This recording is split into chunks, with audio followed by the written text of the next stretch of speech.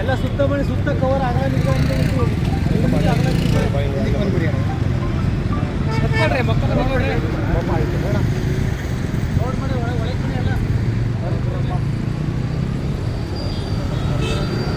ಇವತ್ತೇನು ನಮ್ಮ ಕರ್ನಾಟಕ ಸೇನೆ ಎಲ್ಲ ಚಾಲಕರು ಸೇರಿದ್ದೀವಿ.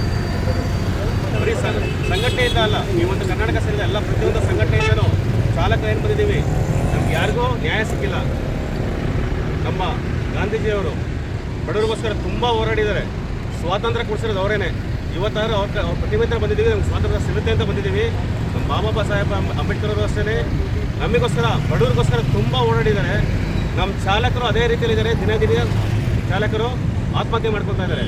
ಇದನ್ನು ಇವಾಗಾದರೂ ಸರ್ಕಾರ ಪರಿಗಣಿಸಬೇಕು ಅಂತೇಳಿ ನಮ್ಮ ಗಾಂಧೀಜಿ ಅವ್ರಿಗೆ ಹಾರಾಡ್ತಾ ಇದೆ.